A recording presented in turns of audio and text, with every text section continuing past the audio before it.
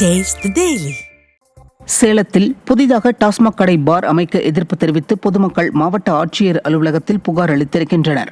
கோரிமேடு பகுதியில் ஏற்கனவே ஒரு டாஸ்மாக் கடை செயல்பட்டு வரும் நிலையில் பொன்னகரில் பாருடன் டாஸ்மாக் திறப்பதற்கு திமுக முன்னாள் ஊராட்சித் தலைவர் ராஜா நடவடிக்கை மேற்கொண்டு வருவதாக தெரிவித்திருக்கின்றனர். டாஸ்மாக் கடையால் பெண்கள் மற்றும் மாணவிகள் பள்ளிகள் மற்றும் கோவிலுக்கு செல்ல முடியாமல் அவதியடைந்து வருவதாக தெரிவித்திருக்கின்றனர். எனவே டாஸ்மாக் கடை மற்றும் பார் அமைய விடாமல் தடுக்க மாவட்ட ஆட்சியர் அலுவலகத்தில் புகார் அளித்திருக்கின்றனர். திமுக ஆட்சியில் மது விலக்கை அமல்படுத்துவதாக கதை அளந்துவிட்டு திமுக நிர்வாகிகளே புதிய கடைகளை திறக்க முயற்சி செய்து வருவது வெற்று விளம்பரத்தை அம்பலப்படுத்தியுள்ளது. ஒயின் ஷாப் கடை பாரோட சேர்த்து இங்கே வைக்கிறேன்னு சொல்லி இருக்கிறாங்க. எங்கள் வீட்டுக்கு முன்னாடியே வாசப்படிக்கிட்டே நாங்கள் வைக்கக்கூடாதுன்னு சொல்லி போராட்டம் பண்ணுறோம். குழந்தை குட்டிங்கெல்லாம் வச்சுக்கிட்டு எங்களால் இருக்க முடியாது. அதுக்காக தான் நாங்கள் போராட்டம் பண்ணுறோம். இல்லையா நாங்கள் தற்கொலை பண்ணிக்கிற சூழ்நிலை தான் வரும். முன்னாடி இருக்கு.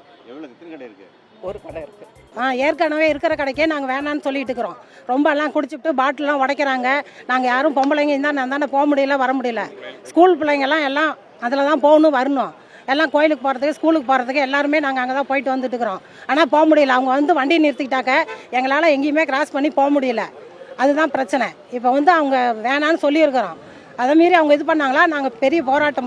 திண்டுக்கல் மாவட்டம் வேடசந்தூர் அருகே மது போதையில் காரை ஓட்டி விபத்து ஏற்படுத்திய வழக்கறிஞர் மீது நடவடிக்கை எடுக்க வலியுறுத்தி பொதுமக்கள் சாலை மறியலில் ஈடுபட்டதால் பரபரப்பு ஏற்பட்டுள்ளது. பழைய சித்துவார்பட்டியை சேர்ந்த வழக்கறிஞர் விஜயகுமார் மது போதையில் காரை ஓட்டி சென்றுள்ளார். அப்போது சாலையோரம் நின்று கொண்டிருந்த பாலகுரு, முருகன் ஆகியோர் மீது கார் மோதி கவிழ்ந்தது. இந்நிலையில் பொதுமக்கள் தன்னை தாக்கியதாக விஜயகுமார் அளித்த புகாரின் பேரில் 2 பேரை போலீசார் கைது செய்தனர்.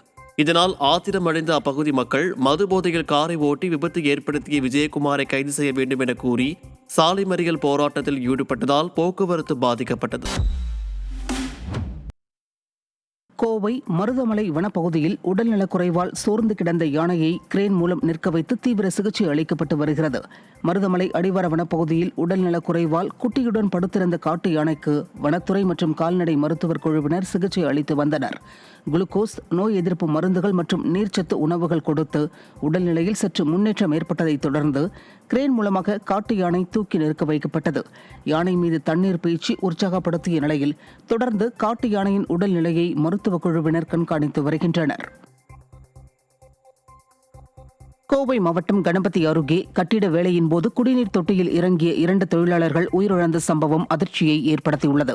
உடையம்பாளையம் பகுதியில் ஒடிஷா மாநிலத்தை சேர்ந்த மனோஜ்குமார் என்பவர் தண்ணீர் தொட்டியில் இறங்கி வேலை பார்த்துக் கொண்டிருந்துள்ளார். அப்போது அவர் திடீரென மயக்கமடைந்து தொட்டிக்குள் விழுந்துள்ளார். இதனையடுத்து சத்தம் கேட்டு ஓடிச் சென்று பார்த்த மேஸ்திரி குமார் என்பவரும் மயக்கமடைந்து விழுந்துள்ளார். இதில் இருவரும் உயிரிழந்ததை அடுத்து உடலை கைப்பற்றிய போலீசார் விசாரணை நடத்தி வருகின்றனர்.